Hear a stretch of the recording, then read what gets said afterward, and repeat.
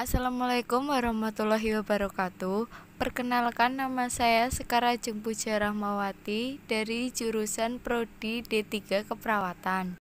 Di sini saya akan mempresentasikan tentang komunikasi efektif. Komunikasi efektif adalah pertukaran informasi, ide, perasaan yang menghasilkan perubahan sikap sehingga terjalin sebuah hubungan baik antara pemberian pesan dan penerima pesan. Pengukuran efektivitas dari suatu proses komunikasi dapat dilihat dari tercapainya tujuan si pengirim pesan. Kita dapat mengatakan bahwa itu umumnya melibatkan pengirim, orang yang memulai proses komunikasi dengan pengiriman pesan, receiver yang ditunjukkan kepada siapa pesan tersebut akan disampaikan. Isi komunikasi yang efektif: 1. Karakteristik, 2. Keterampilan, 3. Makna, 4. Hambatan. Karakteristik komunikasi yang efektif: hanya menyampaikan pesan saja tidak cukup, itu harus memenuhi tujuan pengirim. Dengan mengingat hal ini, mari kita bahas elemen-elemen yang membuat komunikasi efektif. Pesan yang jelas. Pesan yang disampaikan pengirim harus sederhana, mudah dijangkau, dan disusun secara sistematis untuk mempertahankan kebermaknaannya. Pesan yang benar. Informasi yang dikomunikasikan tidak boleh samar atau salah. Dalam arti apapun, itu harus bebas dari kesalahan dan kesalahan tata bahasa. Pesan lengkap. Komunikasi adalah dasar pengambilan keputusan. Jika informasi tidak lengkap, dapat menyebabkan keputusan yang salah. Pesan tepat. Pesan yang dikirim harus singkat atau ringkas untuk memfasilitasi interaksi langsung dan mengambil langkah yang diinginkan. Keandalan pengirim harus yakin dari ujungnya bahwa apapun yang dia sampaikan benar menurut pengetahuannya. Bahkan penerima harus memiliki kepercayaan pada pengirimnya dan dapat mengandalkan pesan yang dikirim. Pertimbangan penerima, media komunikasi, dan pengaturan fisik lainnya harus direncanakan dengan memperhatikan sikap, bahasa, pengetahuan, tingkat pendidikan, dan posisi penerima. Menyampaikan pesan secara efektif adalah seni serta keterampilan yang dikembangkan setelah latihan dan pengalaman berkelanjutan. Serangkaian keterampilan yang telah ditentukan sebelumnya yang diperlukan untuk proses komunikasi yang berpengaruh adalah sebagai berikut.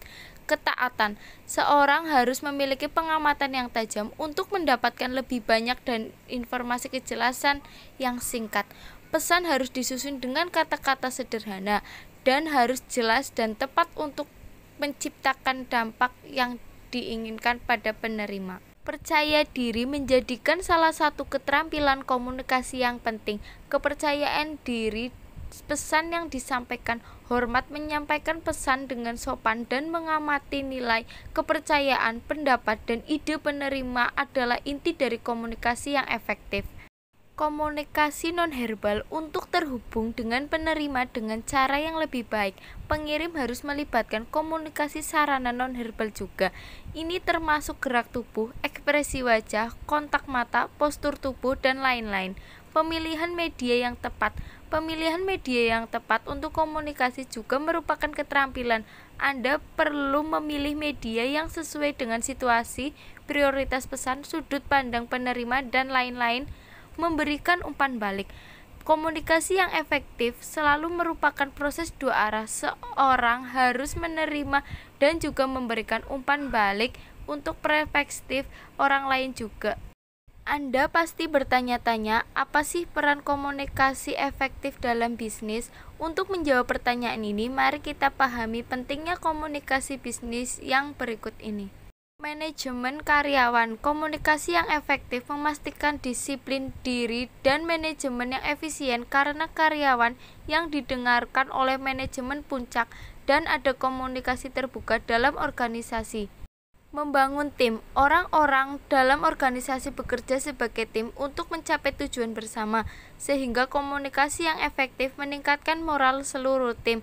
Pertumbuhan organisasi. Ini memastikan pengambilan keputusan yang lebih baik, menginsentifkan hubungan masyarakat, dan meningkatkan kemampuan pemecahan masalah. Semua ini mengarah pada pertumbuhan dan perkembangan perusahaan. Bangunan yang kuat, interaksi sering sekali hubungan banyak hal. Mereka secara positif memotivasi karyawan untuk bekerja lebih baik dan memelihara hubungan jangka panjang dengan orang lain dalam organisasi. Pastikan transparansi dan kembangkan kepercayaan. Komunikasi yang efektif dianggap sebagai dasar untuk membangun kepercayaan yang memastikan berbagai informasi yang lengkap. Memfasilitasi kreativitas dan inovasi.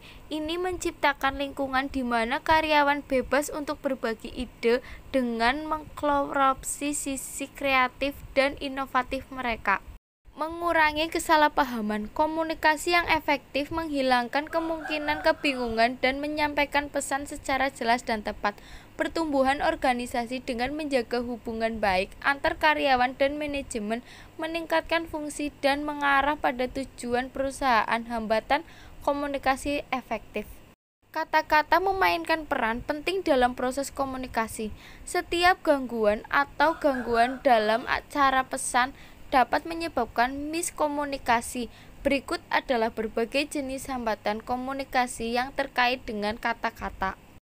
Bahasa ini adalah media komunikasi. Jika pengirim menggunakan istilah teknis secara berlebihan, penerima akan kesulitan memahami pesan dengan jelas.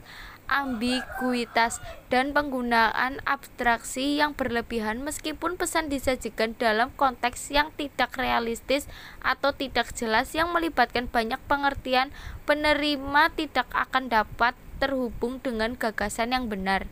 Pesan tidak terorganisir. Ketika kata-kata tidak diatur secara sistematis untuk membuat pesan yang kuat, itu kehilangan efisiensi dan maknanya. Kelebihan informasi. Efektivitas komunikasi berkurang ketika seorang harus berbicara untuk waktu yang lama. Hambatan yang melibatkan latar belakang orang memiliki latar belakang yang berbeda, misalnya budaya, tingkat pendidikan, jenis klien, dan lain-lain. Perbedaan sikap. Kadang-kadang orang menolak untuk memahami atau berubah pikiran ketika mereka menetapkan pandangan tentang topik tertentu. Sikap mereka menahan tujuan komunikasi. Perbedaan demografis. Perbedaan usia, generasi, jenis kelamin, status, tradisi, dan lain-lain. Kurangnya pengalaman atau perspektif umum. Pengalaman seseorang mengembangkan perspektif mereka dalam melihat sesuatu dengan cara tertentu. Ini bervariasi dari orang ke orang. Melompat kesimpulan. Beberapa orang sabar dalam mendengarkan orang lain dan sering kurang dari komunikasi sehingga kesimpulan motif pesan.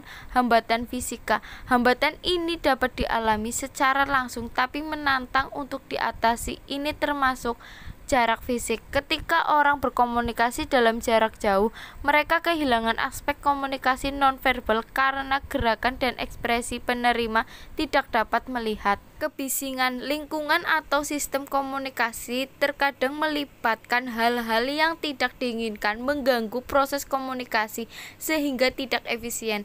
Hambatan fisiologis. Salah satu hambatan paling umum untuk komunikasi yang efektif adalah fisik orang yang terlibat. Beberapa diantaranya adalah gangguan pendengaran, gangguan penglihatan, gagap, dan lain-lain. Berikut pesan yang saya presentasikan. Terima kasih. Wassalamualaikum warahmatullahi wabarakatuh.